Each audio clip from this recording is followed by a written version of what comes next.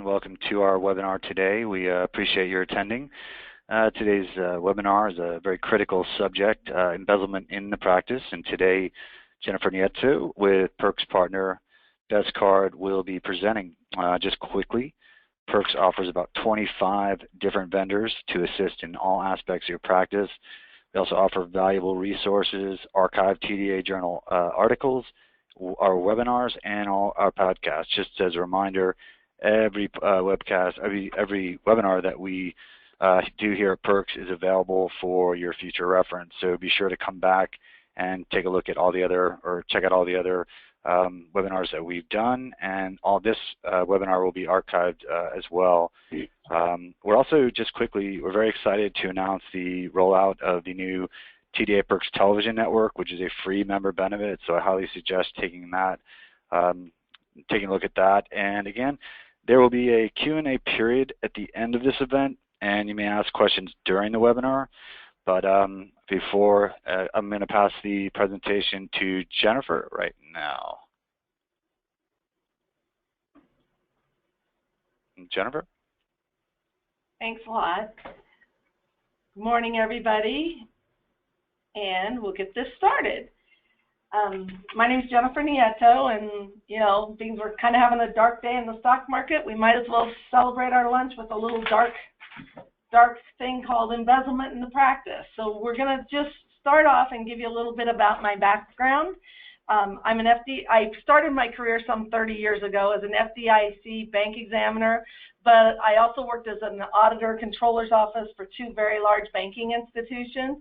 And if you kind of roll back to that day, that's when a lot of banks were getting closed, and there was all kinds of ways people will embezzle from you when they think they're going to lose their job. Also worked as a CPA in tax and audit, and while a lot of you guys might think if a business gets audited, they will always find embezzlement, that's not really true. We only do limited transactions on those, on an audit, so it's not necessarily going to catch embezzlement. Probably the most of where I've heard of embezzlement schemes is actually I was the director of finance for the Colorado Dental Association for 8+ years, and RJ Card Processing, doing business as Best Card for the last 10 years. And in my capacity there, I've heard of more situations, especially as related to dental offices. Sitting here with me is my son, Phil, and he actually comes to us by way of, he's a lawyer who interned in the Justice Department, was an assistant DA, and now he works part-time here for me and part-time for Social Security Administration. And in those avenues, he's also learned a lot about how fraudulent activity occurs out there. Turning it to the next screen here, if you look at the right half of the screen, financial services, government, those add up to about 46% of all embezzlement that occurs, and those happen to be the industries I've worked in the most. This screen here, this Prosperident CEO, he is a company that you could hire if you felt you had embezzlement in the office. I am not that person. I've just had experiences that I'm going to relay to you today. But he says 3 in 5 dentists will be a victim of embezzlement. I don't know if I agree with that. I think it's a little on the high side because they are wanting to sell services. The ADA did a survey in 2007. While it's an old survey, it's not really embezzlement's not really time sensitive necessarily, and it's a 17.5% will embezzle. So I think it's probably more likely somewhere in the middle. But you might look here and it says the average embezzlement is $18,174, and they will take 3 to 7% of your revenue, between $30,000 and $70,000 if left uncaught. I do find of the examples that I've had, $30,000 to $50,000 was not all that uncommon by any means, and probably the average is around $18,174. So who will embezzle? Well, it says about 64% will be female, 36% must be male, but when there is embezzlement, males will embezzle about 22% more than a female, or 25% more, and a large percent, 22%, have gambling issues. This one surprised me. Texas is number 9 out of the, embezzlement largely goes unreported, but of the reported cases, Texas is considered number 9. So you might say, why is it so difficult to find and determine extent of embezzlement? It is largely because you're in a dental practice, you guys don't have necessarily the resources or training to identify it. I often, when I was at the Colorado Dental Association, would hear dentists say, I just want to practice dentistry. I didn't really plan to have to run a business. So you inherently trust your business manager. Payments often come from third parties, insurance, and you have to then allocate those to the patient chart, so it can be less easy to identify, you know, versus a check or a credit card payment that should be specific to a patient. And when you do suspect something, a lot of times you don't want to hire the appropriate consultant to determine how embezzlement occurred. But the last one, dentists are often embarrassed and do not want to report to legal authorities. I have very much found to be true. So then that person just goes and works somewhere else. This probably, when I started looking into let's do an embezzlement CE class, started this several years ago for different associations or component societies. I was kind of surprised of this, but then when I look back at my experiences and examples I'm going to give you, it was very true. An embezzler is often well-liked, smarter than they need to be for the job they have. They have a take-charge personality, which you as a dentist love, because if they have a take-charge personality, you don't have to worry as much about the business side of things. When we say they're one in the dental family, we don't mean they're necessarily your family member by any means. But they'll often work for you a long time, you know, be at the practice a long time, and they often have a positive recommendation from prior employer.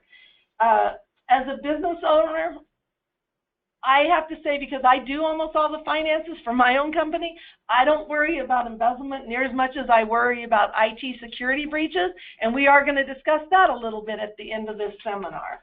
Right here, the fraud triangle.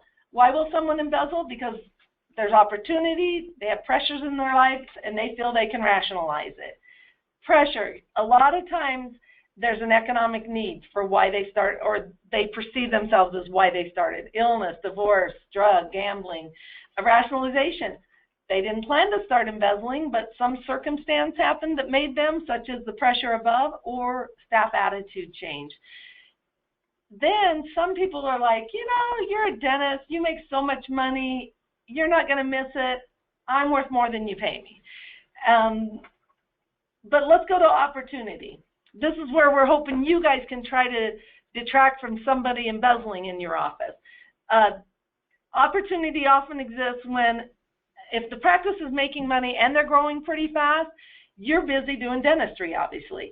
The owner doesn't want to, you know, focus on financial aspects of the business. The staff's small, so there's no true, you know, where you have different people doing different aspects, and we'll talk about that more, to have not one person handling all the money.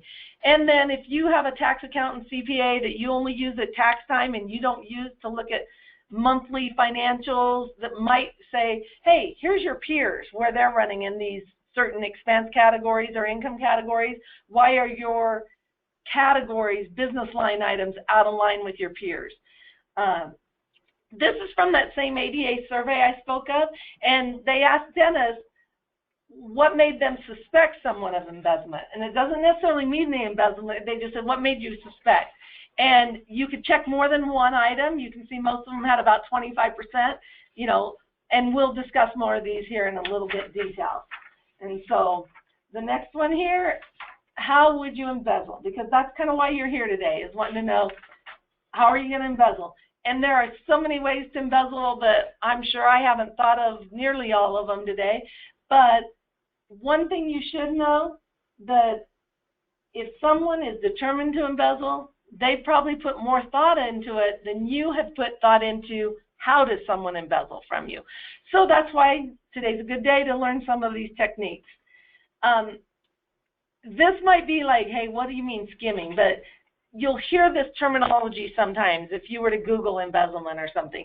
And skimming is basically it's the theft of cash or checks is most of it. And that's generally one method or another most common. So it can start as easy as they take some of your checks and they endorse them over to themselves and they go to the bank and deposit it. In today's remote deposit life we live in, you don't even have to go to the bank. Embezzler will endorse it over them. Now, let's take it the next step, and I call it game over. If that embezzler gets to a level where they either establish a bank account in your business name, which has happened before, or they create a business name, okay, they'll actually go to the secretary, set up everything, create a business name very similarly to your business name, okay, and then they go and get a bank. They might even be the signer on that business name at that point. And then they go to the bank and they get established with a bank account. Then I call it kind of game over, because if you don't have some of these other controls we're going to talk about later in place, you're going to have a hard time figuring this out. So they can, I'm just going to, well, I'll give you examples here in a little bit later, but, well, one example. About 12 years ago, when I was at the Colorado Dental Association, there was a major insurance company that, you know how you can log in, you know, to submit your electronic claims and stuff back in the day? They actually had their portal open to change the bank routing and checking number online. So the staff member of one office, and I got told this by the dentist calling me, he said about once a month or so, she would just pick a day, and she would have all the money from that day's claims going to her, and then she'd change it back. And so if they can have that going to a different bank account, it's hard to track, especially if you don't have certain audit controls in your dental software being reviewed. These are kind of easy ways. Cash here, okay? Cash, you probably don't even get that much cash in your offices anymore. But if you don't spot check what's happening with cash, making sure that if somebody just comes to the front desk and they say, I'm going to pay cash today, well, what if they just don't even enter the treatment for the day and they just pocket the cash? I used to go to McDonald's all the time, and one day I'm like, hey, where's my girl that waits on me every morning? And they said, no, they put a camera on her and she was still in cash all day long. Well, I do. You see a lot of cash that goes in at McDonald's, so that was probably pretty lucrative for her. Petty cash, sometimes somebody can just take the same receipt that they bought supplies somewhere and resubmit them time and time again and get paid.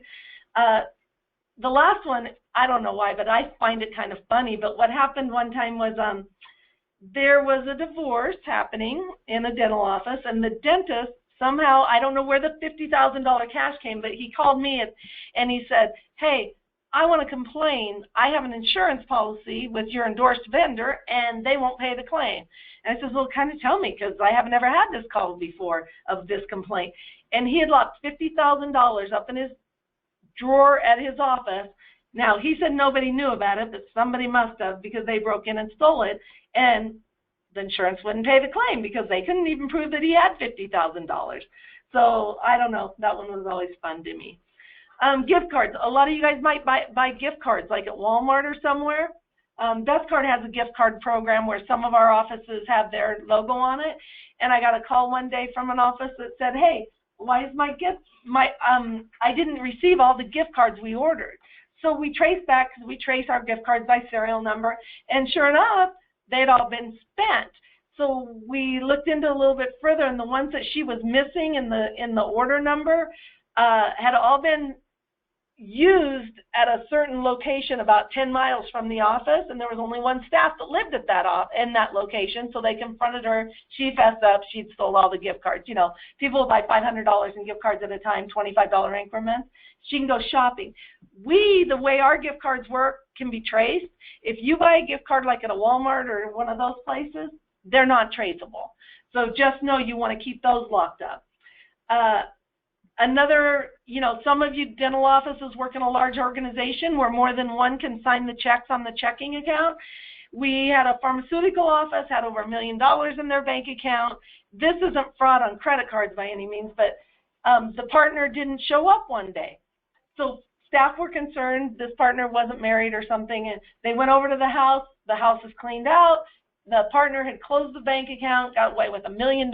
So my recommendation is, if you have a partner, you can actually go to your bank and say, for anything over X dollars, I need dual signatures on.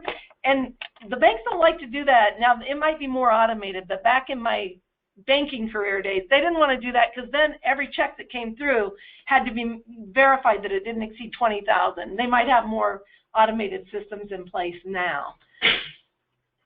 Churning is another term you'll sometimes hear, or lapping. And basically, let's say somehow a staff member stole money, and they really think they're going to probably pay you back someday. They just needed it for a little while. And what they can often do is they'll go into, you every time patient checks out, you bill them and everything. And then when the money comes in, they take your 90-day plus old accounts receivable, and as new money's coming in, they apply it to the oldest accounts receivable that really they've already paid their bill, but they don't want it to go 90 days past due. So they call it lapping. We're always taking care of keeping everything less than 90 days old so you don't get too concerned about it. But the new people that have paid, we got to use the new money coming in. So it's sort of like those pyramid scams you hear about, when you watch those infamous TV shows.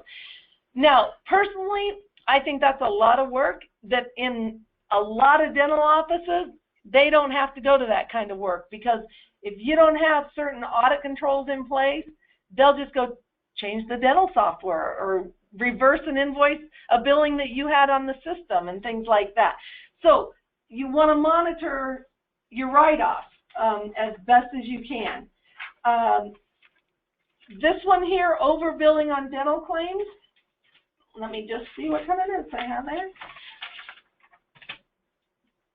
Okay, so a lot of times you're going to bill someone and you don't know exactly what the patient's going to pay in insurance. So it's very common, let's say they're checking out and you say, hey, I think you're going to owe $75 and insurance will pay the rest.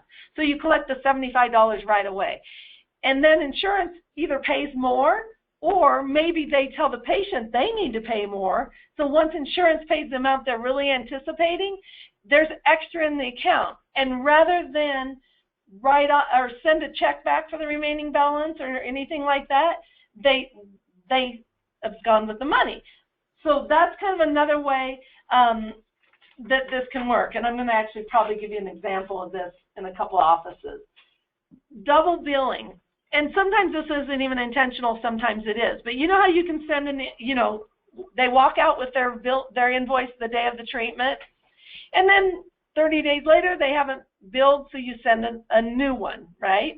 Well, in that meantime, there's a leg that they actually have mailed their check, you deposit the check, they get the second one, and people will sometimes pay a second time. Rather than give that back to them, you deposit, the embezzler will take that money, endorse it over themselves, or deposit it into that fake account. And that's going to be very hard to catch unless they call you and say, hey, I figured out when I balanced my checkbook, I paid you twice. However, sometimes if you realize that you've done it and you say, let's write a check to reimburse them, we accidentally deposited twice, or sometimes you don't even deposit it, what if they just hold on to the check and then endorse it over themselves? So it's always a good idea, if you are the one signing a check to reimburse for overpayment, you want to also be the one that maybe sticks that check in the mail to them and stuff. And hopefully that makes sense to everybody. So we've even had some people, they get the bank account, checking account open. So when you want to open up a merchant processing account to take credit cards in the office, we ask you for a copy of a voided check and everything. And we then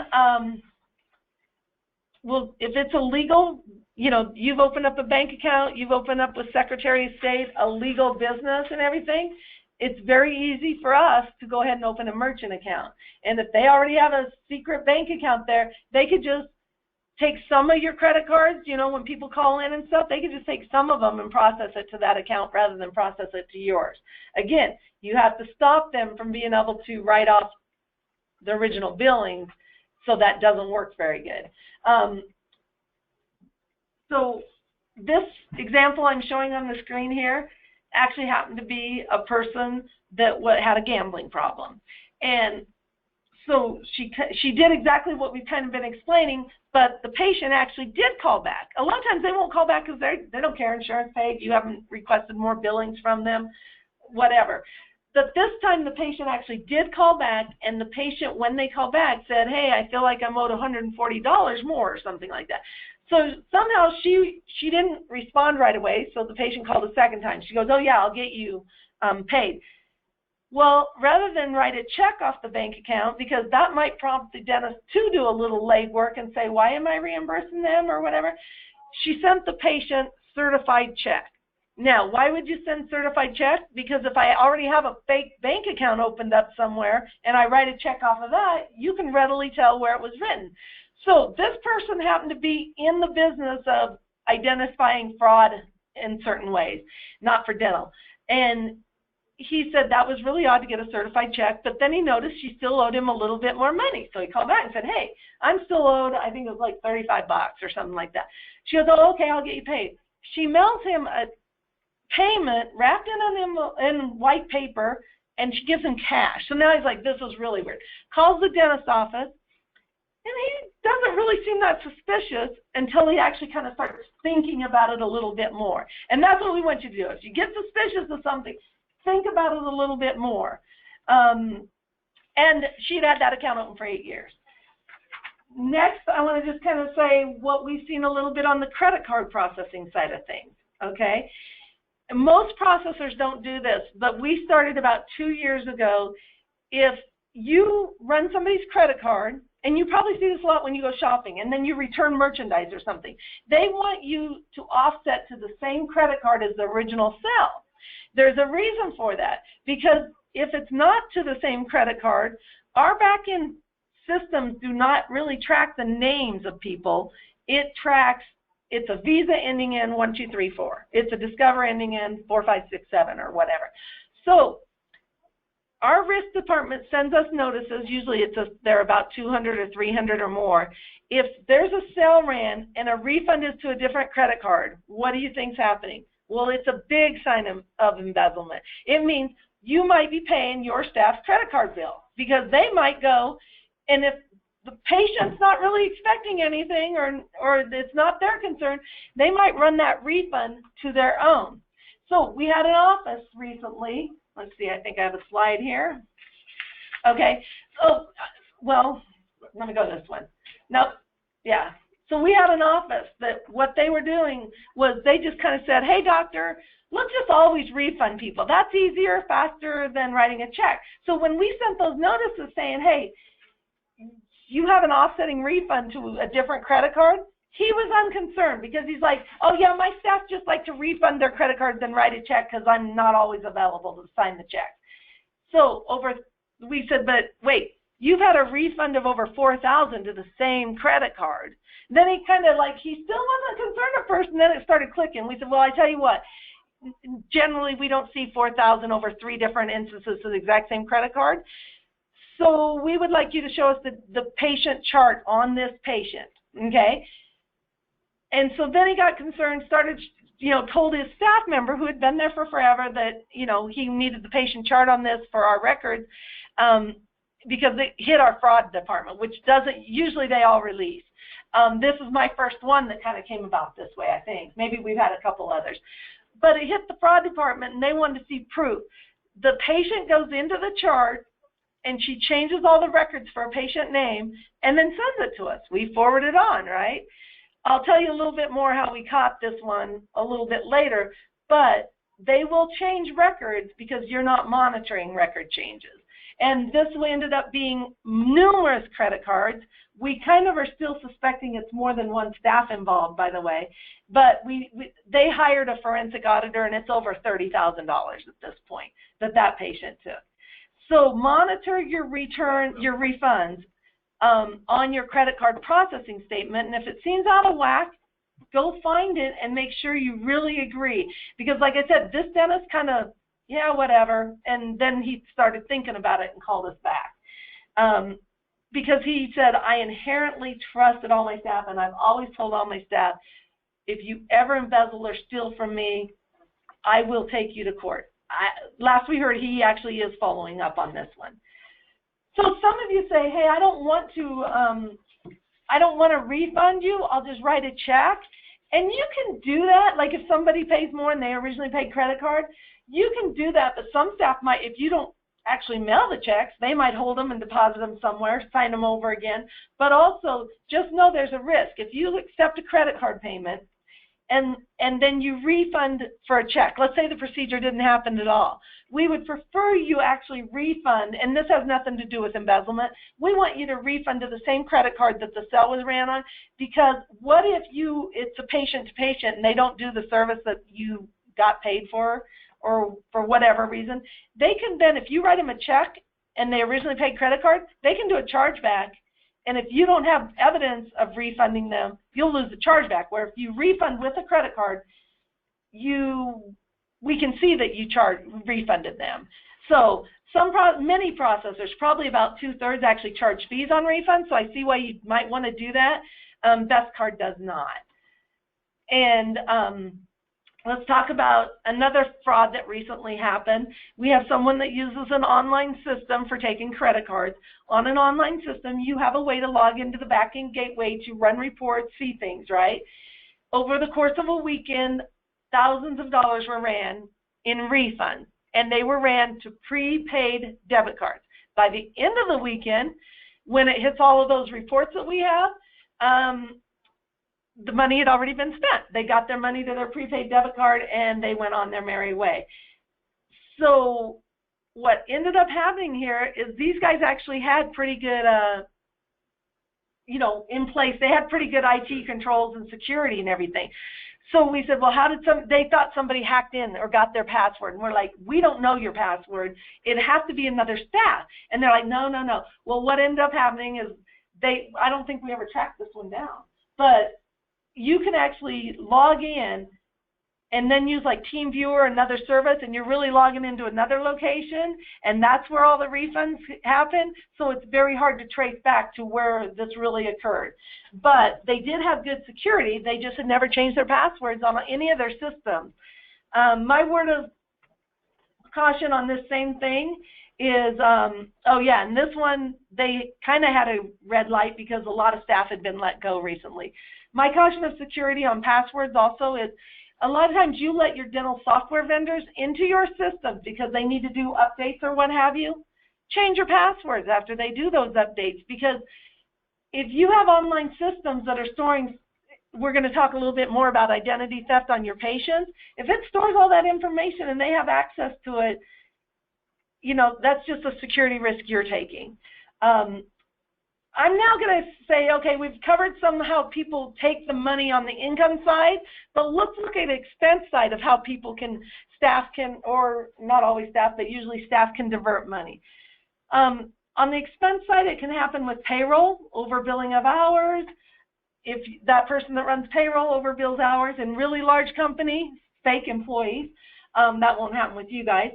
But I've seen this a few times where they'll take the 401k money, and you know how you might match somebody up to 6% or 7% of their 401k?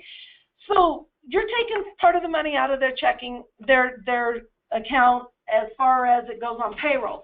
They have to submit a report and get that money to the 401k company. Well, if they simply move the money around, it's in their account, not yours, and most people don't look at their 401k statements enough to know that happened. Prescriptions, this isn't really embezzlement per se, but we've had it where people steal the prescription slips, use signature stamps, and sell them. Personal business use of your credit card that you might give them to buy supplies or dental supplies or whatever. We even had one office that was taking your credit card that you give your staff to use to buy supplies, and they might, do personal things if you're not paying attention, but they were running a refund on your credit card equipment. That refund gave them money coming in, then they would run a debit for the same amount, and that they would run a refund to their personal credit card, and then you were expecting a charge because you would see a charge on your credit card statement when you got it, and they would expense that to an expense item, and everything netted to zero, money in, money out, but you didn't know it. Also, keep track, as we have the world of eBay, supplies and things can be stolen and resold on eBay. So make sure they're not double buying supplies or doubling up. So if it's really bold and obvious and you're never doing any part of your bookkeeping, we've seen people actually make checks payable to themselves and deposit it into their bank account, and just saying it's for reimbursements of some sort or the other. There's also, you can have people that either collusion or they open up a business, a real business. They'll pay income taxes on it. It's free to them.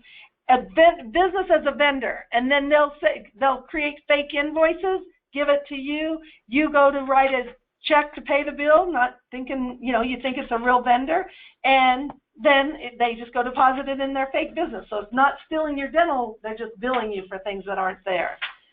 Next, I want to kind of touch a little bit. So what do you do if you suspect embezzlement? And then we're going to kind of talk a little bit about how can I stop embezzlement or have perceived things in place to stop embezzlement. If you will, look at these characteristics, it's very, very hard. What? Do I want to go back? Oh, did I skip one? No, I don't think so. Okay, so you want to discreetly monitor. And I take discreetly, very, very much want to say discreetly here, because if you kind of start talking about, I think somebody's still in the office and other staff hear about it, one, they could destroy records, like I saw that one being changed earlier. Two, they can change records, but three, defamation of character lawsuit. And I'd say that's very important to consider, because even though you might be totally in the correct here or whatever, anybody can sue anyone for anything. We actually, one of our embezzlements that is just blatant embezzlement that I was aware of,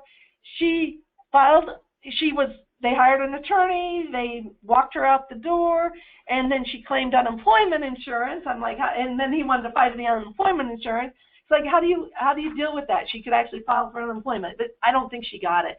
But they will do that, and they will threaten, she threatened, I'm going to sue you for this.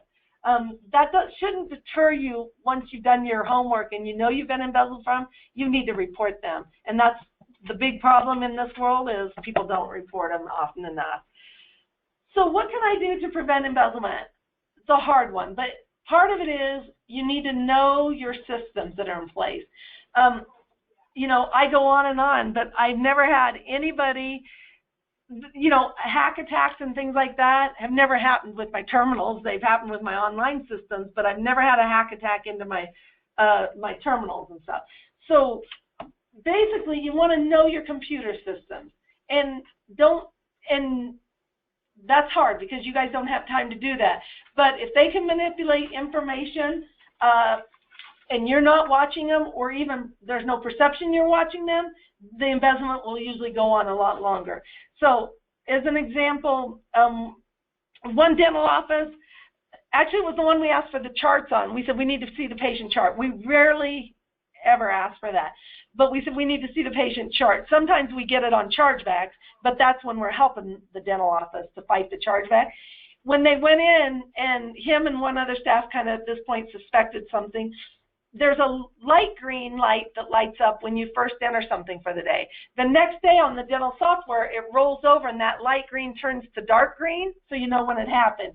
And on this one, it was a large office, and they took pictures of the screen, and they could tell she had changed the patient chart information to her phone number, should we call them, her address, because that's available off the credit card number she was running to, and that's how she was caught, part of how she was caught.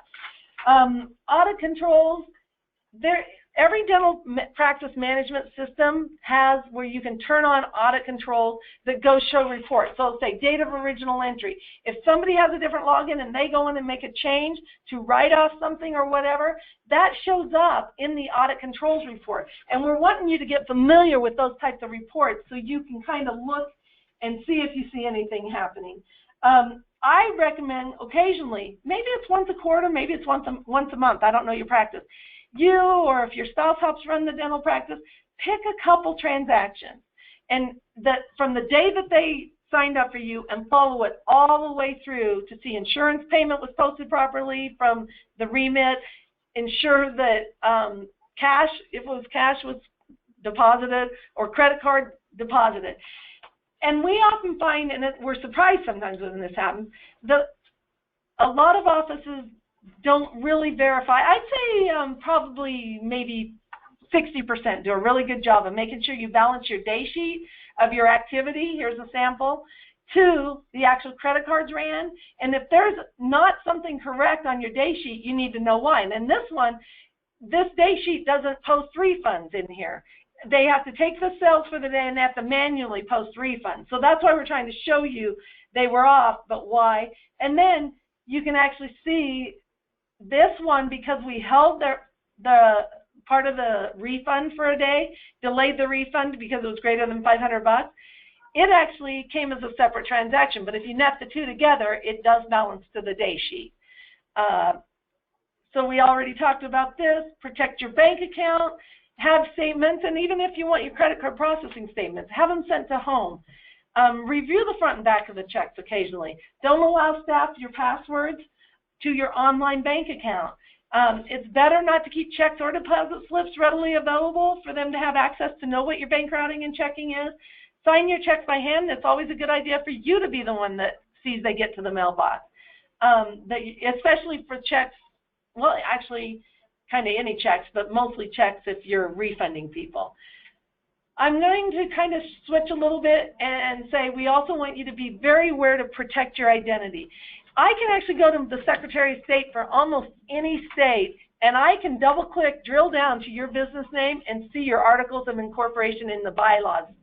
But your IRS S4 letter that tells your tax ID number, that should never be in there. So don't give your staff, and I know most of them have it, and I know that because we write credit card processing accounts all the time, and they know this information. But it's best not to let them have your tax ID number, Social Security number.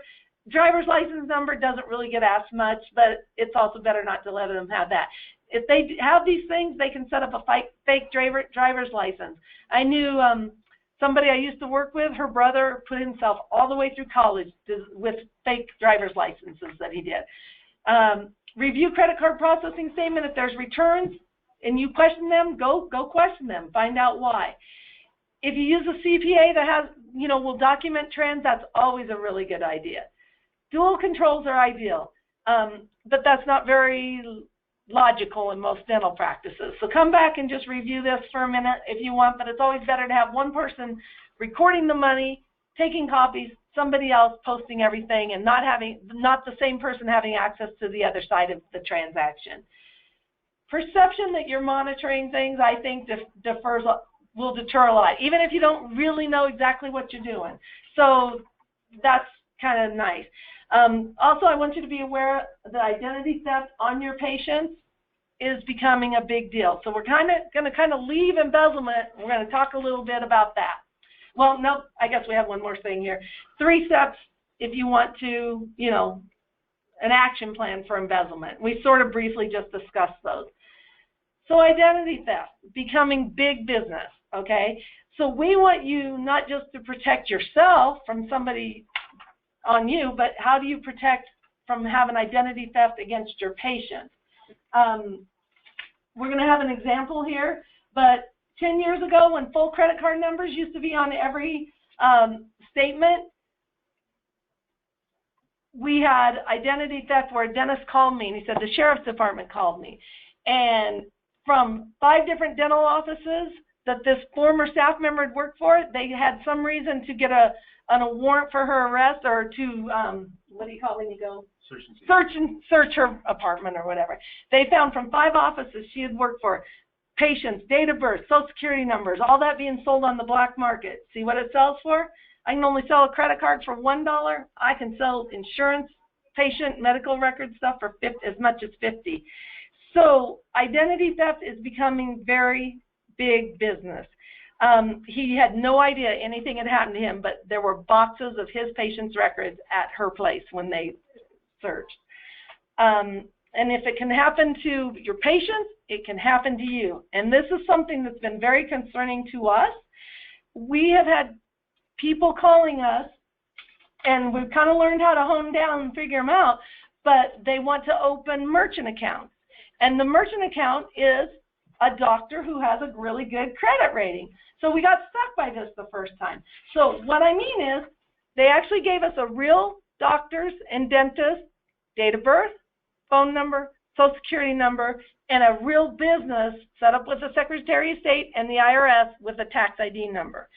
Then, the first time we got taken, what happened is, when the account they gave us, okay, it was actually a prepaid, that routing and checking down there will move money into their prepaid debit cards, okay? So what he did was, he was changing bank accounts regularly to different prepaid debit cards, right? Because we know that if I open a fake business under this plumbing company and he then runs stolen credit cards to it with a merchant account, it'll fund, then it'll eventually get shut down because the customer gets their credit card bill and they say, hey, that's not me. And so they'll do a chargeback. But by then, he's moved on and opened a different account and a different account. This happened 3 times before we finally figured it out. And they'll usually want to change them within a week or 2 because they know by then the chargebacks are coming. So that you need to be on to. But this was a doctor's Social Security number and everything. Somebody was opening a merchant account, and we rejected the first one. We get a call a few days later. I want to open this merchant account. Look at this routing and checking. Same account number. So they can do their PDF software and everything and make it look very close to a real check, a real bank. A little statistics that we just wanted to throw out at you. 2014 considered the year of the breach. 2015 recognized the year of Social Security number breaches. And we kind of have honed down how many of these people trying to open merchant processing accounts in the name of real dentists with the real Social Security and real doctors, and most of them have worked for, was it the VA hospital? Yeah. I think the VA hospital, who is known to have had a security breach. So if you've been told you have a security breach, Anthem, Blue Cross Blue Shield, or whatever, you need to go get that free service they're like signing you up for, like LifeLock. And what a company like LifeLock does is they will sort of tell you if somebody's trying to use your number to either get a loan or a business account or whatever. So that's kind of one thing.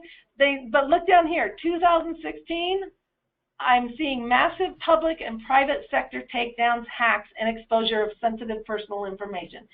And that is where I worry most about our dental offices not taking enough security risk in their own dental offices. When you use our online system, you are required to have a quarterly scan. More than 50% of the offices fail their scans, at least the first time. And then you dentists are kind of mad at us that we're saying, you need to get an IT person in. Well, if there's a risk, and some of them are false positives. I'm not going to say they're all true, and you can override a false positive. But if they see that you're leaving open ports or something like that that might allow an intrusion into your system, that opens you for anybody from the outside to hack into your system, not just your staff may be embezzling. Anybody might be able to get in. So you can see hacking, skimming, phishing, that's a big issue. But medical data and business information, we're quoting the sources here, so you just kind of have a better idea. We want you to get those scans. I know it can be expensive to get them corrected, but then they're in place and you're preserving your database integrity better. We're close to wanting to take some questions, so I'm going to, cruise through the next ones here right away. But in the credit card processing industry, the chip cards are going to help because counterfeiting skimmers aren't going to be available to read off that magnetic strip and duplicate it and process your credit card in New York a few days later. One thing I wanted to highlight on this screen, this is some new statistics we got from our back-end clearinghouse, which, knock on wood, we've never had a known intrusion to how we process credit cards, but some of the back-end clearinghouses, there's about 12 in the world, have had those where they've had to notify people that somebody's hacked into the clearinghouse side of things. U.S. accounts for 25% of all the world's payment transactions, yet half of all fraudulent transactions occur in the U.S. That's kind of sad. Hopefully EMV will take care of that. Half a year after EMV's gone into places, there's still lots of breaches, skimming, crimes, but they're having to get a little bit more find newer ways, like opening a merchant account in your name and running stolen cards as refunds. They're having to get more creative in how they use stolen cards and things like that. So if you haven't switched to EMV chip equipment yet, we highly recommend you move yourself towards that shift. For us, pretty much all of our terminals are. We have some of our online systems that we're very close to having the EMV certifications. Best part, because we feel bad that a few of our larger online systems don't have their EMV certifications in place, we've actually gone out and said we will guarantee you, is it $250? Up to $250 $1,000 total for an office if you have our online swiper that doesn't read EMV chip yet. So my last word of advice is, if you do find out that you have been, had identity theft, embezzlement, stealing, and you can find the perpetrator, you need to report it and call your sheriff's office, or, I had to call the sheriff's office on one, but you can call and report that. Local authorities, yeah. So we kind of thought we'd end in a little bit of a, wouldn't it be nice if they were lying to you, their pants did really catch on fire, then you would know, but you're not going to. So do the best you can. And at this point, we're just happy to go back to some slides or answer any questions you guys have, because we know we went through a lot of information really fast. But this is what we are seeing and the trends we are seeing in the industry. Josh, you want to open it up, or do I need to do that? Yeah, definitely. Again, thank you, Jennifer. That was very informative. And again, we'll open things up for questions. There should be some comments if anyone's got any now. There would be the time to discuss with Jennifer. Yeah, we'll be opening that up for about 15 or about a few minutes. Just take your time. If you got some questions, definitely let us know. And also, if you have an experience in your office, this is a great time to say, here's what happened to me, and here's what I've done, so I make sure it doesn't happen again, because there's a lot of different ways to embezzle. Because I know that 60% of you, no, I don't believe that number, by the way. It says 60% have been embezzled from. I think that's pretty high.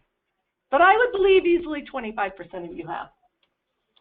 Okay, yeah, Jennifer, we do have a question here, and it was back to the slide showing how 2 employees would open mail, post, etc. at banks, and that's from Dr. Marissa Del Palma.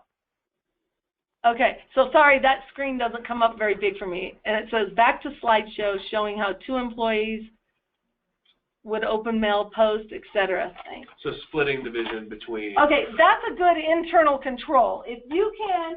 Let me see if I can find the dual control.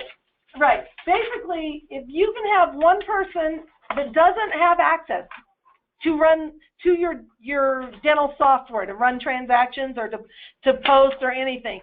So if that person was always the person opening the mail that will say, hey, run my credit card for this, and they're the person that logs in or uses the terminal and actually runs the credit cards, this is where it gets hard. Or that person always deposits the checks and doesn't have access to post a check. You make a copy of the checks, right? That's a good way to start dual controls. Or you pay a lockbox service.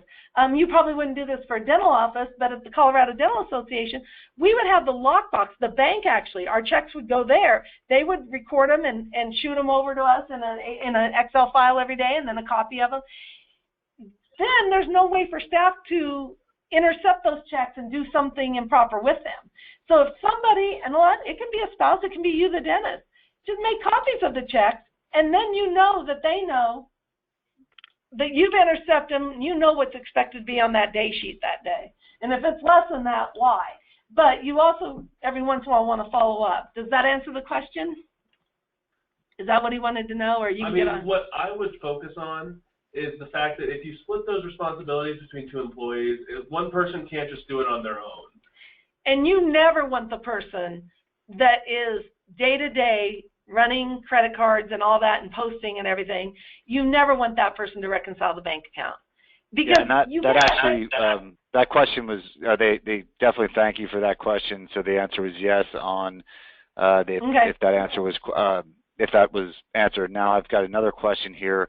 If a staff member is caught changing, deleting, or modifying their timesheet, would that be considered embezzlement? And that's from Dr. Gillian.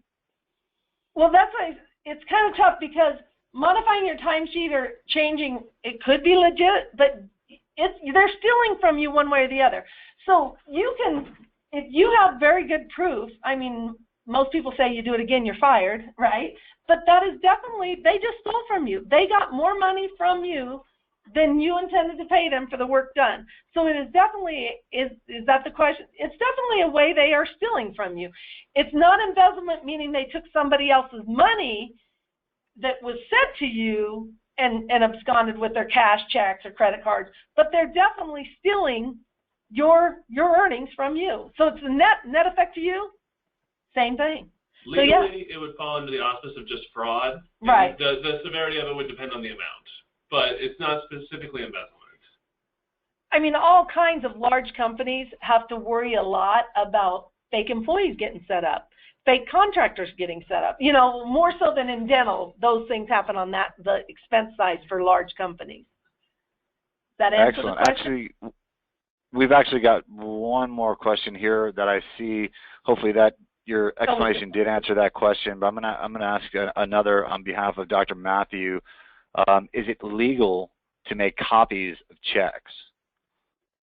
Well, I've been a CPA for 30 plus years, and I have never once heard it wasn't, so I'm not saying there couldn't be state law, but you're making a copy of check for your records. What we do here in the office, not only do we record, you know, have the, let's say, QuickBooks deposit slip that records every check and then the name and everything, we make copies and staple it to them, because then if somebody, I have any question whatsoever, you know, maybe they pay a second time or anything, I can say, hey, I have a copy of the check you paid. But yeah, I love it as a record keeping, because otherwise that's the only way you know that the check came from that person. If they're taking that check and doing lapping, what we called lapping or churning earlier, that's the way you can say this check, look right here, black and white, is for patient A. You posted it to patient C. Why? And honestly, we sometimes get calls, and that's usually when a dental office kind of throws up their hands and says, oh my God. And they say, this bookkeeper made such, the office manager and sometimes bookkeeper made such a mess of my records. So that's the best way to have it right there. As far as now, even just so you know, sometimes you can log into your bank statement, and if you drill down far enough on your bank statement to the deposits, sometimes they show copies. You can get copies of the check from them, from some banks. Some of them don't make it on their online system. You already saw their routing and checking, so I'm not sure what would be illegal at all about it. Yeah, and just on that side, checks are considered certified financial scripts. So it's legal to make a copy of it. It is illegal to make a reproduction where you're trying to emulate the original look and size of the check. Definitely. Like that guy was doing when he was opening those fake accounts with us. So that's a good question, though. Excellent. Any others? Do we have any more questions? We've got about 5 minutes for anything else. If anyone has any questions, definitely please ask them, and we'll get them answered. So we've got about 5 minutes for that. If you found it's really a good time, they can turn on the speaker, can't they, if they wanted to? It's a really good time if you've been embezzled against. Tell your compadres what happened, because sometimes they don't believe things I say, but I know all these have happened, you know, and stuff. But it's really good for you guys to have a dialogue with each other. But when I saw that 2 out of 3 or 60% have had, and yeah, I know it's not anonymous if you can't get on the phone, but when I saw 2 out of 3 have been embezzled again, I doubt if you've talked to 2 out of 3 of your fellow dentists and ever heard that they've had embezzlement. But it is kind of prevalent in the medical world as a whole, much more than I think other types of businesses that sometimes are larger and have more staff to have more separation of duties. So, 30 seconds. Okay, we're going to take one more question. We're going to take one more question if we have one, because we're about to finish up, and I just would like to make a couple more announcements at the end. So if we have one more question for Jennifer, that would be great. Can I give one plug if they don't? While I'm waiting for the one more question, you know, I think what we do where we send I mean, we have thousands of dentists on our program. We run this from New York State all the way to Washington. We spend a lot of time every day sending those notices out. I don't know another processor that does that, saying, hey, you had a sale with a non-related refund to this account. We held it to take a peek at it. We're going to release it tomorrow unless you call us and tell us it's fraudulent. that is an awesome service that costs me labor, but I do it because I love working with our dentists and I know the background of what's happened. We just had one that was fraud, and we said, we sent you this notice telling you. Actually, it was something that it was a fluke in the system. It wasn't really embezzlement. But we said, we sent you a notice saying there was no offsetting sale for this. What happened is she thought the sale went through and it hadn't, but then she wanted to refund them. So on a PIN debit, it doesn't run a sale. You can't refund. You can't void. You have to refund. And somehow the first sale got voided out. And so the guy got his money without them ever getting paid, long story short. And we said, we sent you a notice telling you we saw this. Why didn't you just at least call us? We wouldn't have released the money. And it was $5,000. And then we had to scramble to try to get the money back before they spent it, because we've had that happen before where they get extra money. If you run a refund with them and they didn't have the original sale, they will take your money. Okay, Jennifer, quickly, I'm sorry. Basically, we can get a copy of the slideshow. As I said, all of the this is from Dr. Linares. All of the archives are all of the webinars, are archived. So we'll be able to send those out, and you'll be able to literally, watch, get them for later use.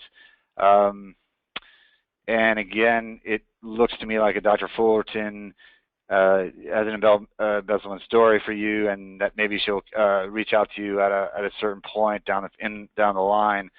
So I can actually try to connect you with Dr. Fullerton at a different, like I said, in the future.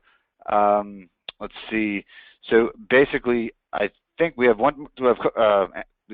time for one more question here, and then we're going to have to finish the webinar. So again, we've got time for one more question. And okay, go ahead. And again, everyone, I can definitely send the slides and the archive webinar as soon as we can. We should have that up next week. And I'm always happy to take questions, but again, I do not sell my services for this. So if you feel like you need to hire someone, just Google it on the website. There's all kinds of people that say they have expertise in dental embezzlement. And some practice management consultants are pretty good at this, but it's expensive. So I understand where sometimes it's like, how do I go about it? And it's labor intensive also. Okay, Jennifer, we've actually got one more question. It's a very good question from a member starting a new practice.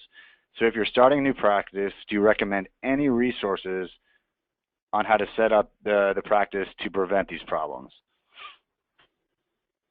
Well, honestly, my opinion, because I thought, what if I get asked questions about dental software that I don't know today? Because I've worked with dentists a lot, but I've never actually worked in a dental practice. And I was kind of surprised. I've done this embezzlement seminar in line at other times where a dental consultant will also speak to reports to look at and things like that. And I honestly don't find they know that much. So I would say if you're really about embezzlement until after the fact too. So I'm saying do your own due diligence a little bit. If you don't feel like you're a tax accountant, find an accountant that works in dental. And they can kind of help you set it up in a good way. But my recommendation is when you first start a practice, you're a pretty small practice. Do some of this yourselves. Reread these slides and just do a few of the perceived audit measures yourself. It's not that hard once you learn. Learn your dental software. When you first start, a lot of times you're not as busy as you're going to get. Learn your dental software. If you don't know how to turn on your audit controls, call your software vendor. PracticeWorks, EagleSoft, Dentist. Jennifer, I hate to interrupt you, and again, I hate to interrupt you, but we literally have just about a minute left, and I just want to let everyone know that they can contact me here at the TDA. My name is Josh Epstein. I'm the marketing specialist. You can get me at josh@tda.org, or you can call at 512-443-3675, and that is the main number here. Again, I want to thank Jennifer for all this great information. Again, if you need more information on anything, you can go to tdaperks.com or give me a call again at 512-443-3675. And we really appreciate you attending and all these questions. I think that was great. Jennifer, do you have any quick closing words? We've got about 2 minutes, then we've got to be very short, and we're going to have to close it down. No, I think we're good. We'd love to be your credit card processor sometime, if I can say that. And we have great rates for you guys. I feel like we don't do that creepy crawly rate thing. I guess if I have one more plug, it'd be read every contract you sign. We see people signing contracts for credit card processing that no matter when they want to get out, it's going to cost them $2,000 to $5,000 to get out of a contract. And again, basically, the website is, I'm sorry, Jennifer, the website is tdaperks.com. And again, all of these webinars will be archived. I suggest that you pass this information, share it with your colleagues. Again, I wish we had more time, but we have to end here. And again, I really want to thank Jennifer and Best Card, as well as all of our members for attending. And again, we thank you for your membership. And again, I will get all this information out to everyone else. And again, you can call me, Josh Epstein. I'm the marketing specialist here, 512-443-3675, or visit tdaperks.com. So thank you very much for attending, and have a great weekend. Bye-bye. And don't share this with your staff. Bye. Thanks, Josh.